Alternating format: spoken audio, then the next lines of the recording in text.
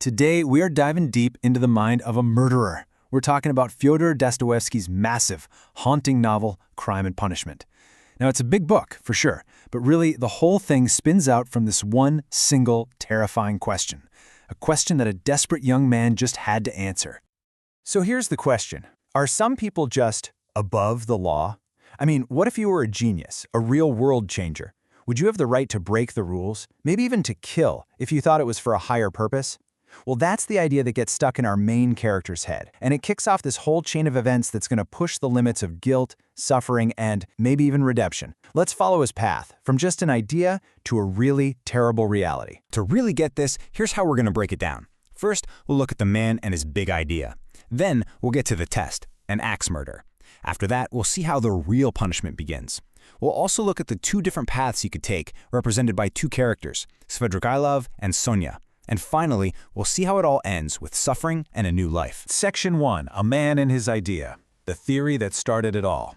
You know, to really get inside our character's head, it actually helps to understand the author first. Dostoyevsky, he knew a thing or two about psychological torment. I mean, he really knew. His understanding of what goes on in a person's head under extreme stress, it wasn't just something he read in a book.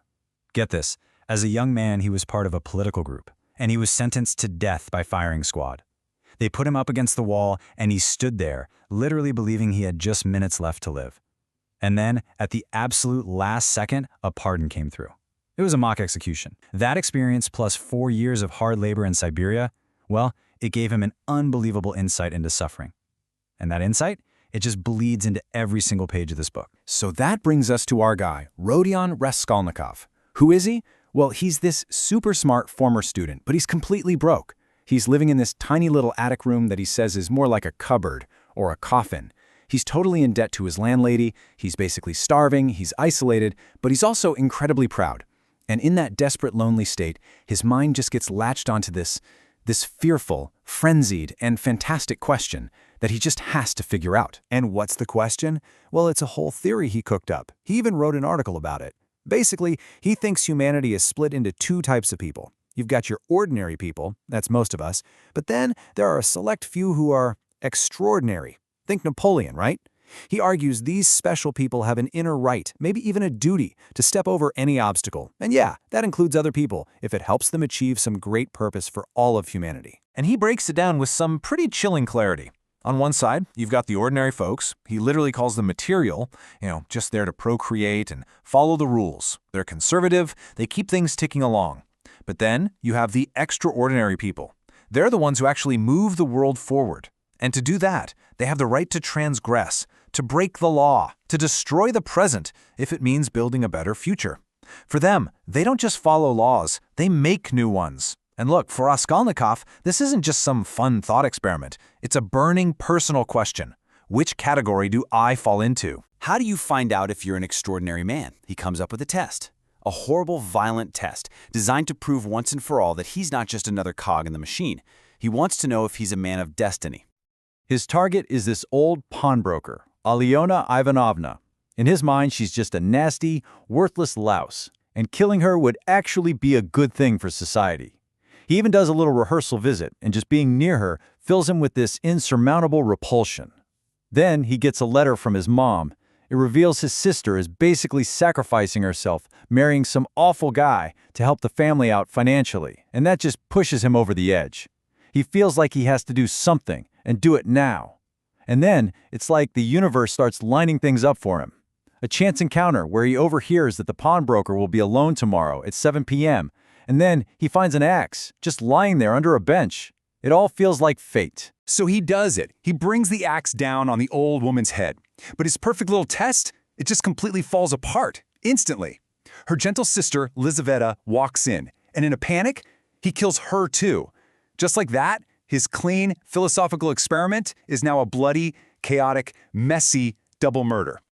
And here's the crazy part, he gets away. Nobody sees him. So on one level, you could say he passed the test, right? But the real punishment, the one that truly matters, it's just getting started, and it has nothing to do with a prison cell. The prison is his own mind. This quote just says it all. You'd think, after proving he could transgress the law, he'd feel powerful, right? Free, like a Napoleon?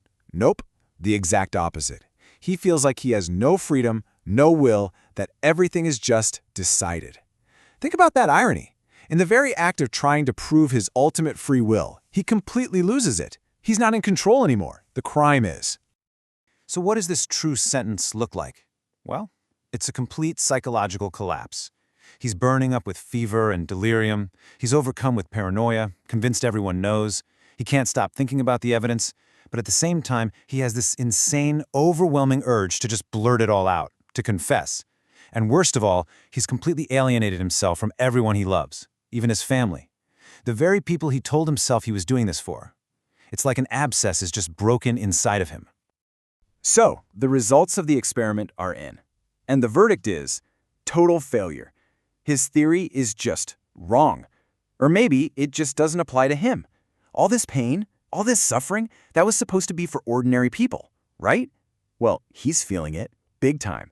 And that proves it. He's not the Napoleon he dreamed he was. He's not above it all. He's just a man. A man who murdered 2 people. Okay, so Raskolnikov is trapped. He's stuck in this prison of his own making, and he's at a crossroads. And his choice really is represented by 2 completely different people that come into his life. They show him the 2 paths he can take from here. One is pure cynicism, and the other is faith. So on one hand, you've got this guy, Arkady Svidrigailov. He's this depraved, wealthy dude who is basically Raskolnikov's theory come to life. He lives completely outside of morality, does whatever he wants, and feels zero guilt. He even says a single misdeed is permissible if the principal aim is right. He represents a world with no moral consequences. But then, on the other hand, you have Sonia Marmeladov. She's a young woman who's been forced into prostitution to feed her starving family. She sacrifices her body, but she never sacrifices her soul.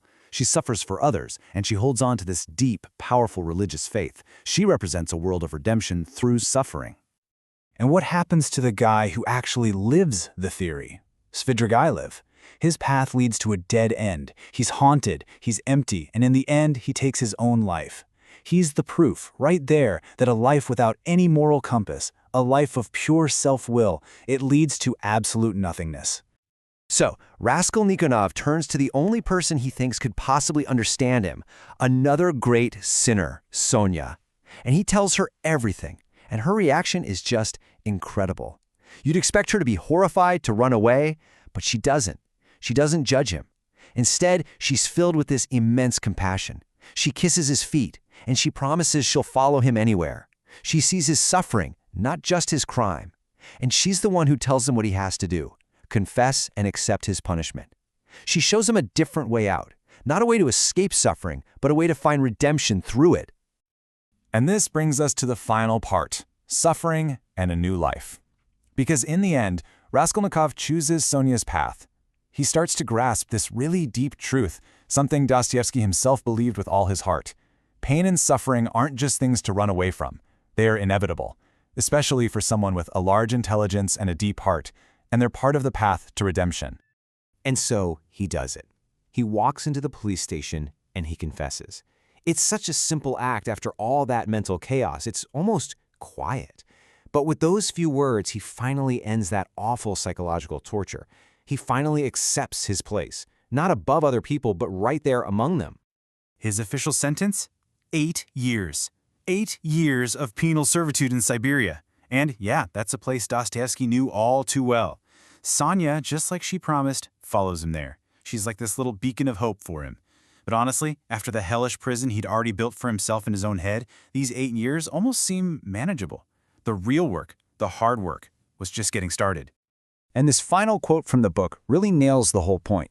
The story doesn't just end there with the confession. That's actually the start of a whole new story. This new life isn't just handed to him. He has to earn it, and it's going to cost him dearly. It's going to take great striving, great suffering. Real redemption isn't some magic switch you flit. It's a long, hard, painful journey back to life. So in the end, the book leaves us with this huge question. What is true freedom? Is it putting yourself above everyone else, making your own rules? Or is it found in connecting with people, through shared suffering and compassion? Raskolnikov's grand experiment to prove he was some kind of Superman, well, it failed, spectacularly. What it taught him was that trying to cut yourself off from the rest of us just leads to a prison of your own making. And that real connection, through empathy and shared pain, that's the only real path to a meaningful life. And you know what? That's a question that's just as powerful today as it was back then.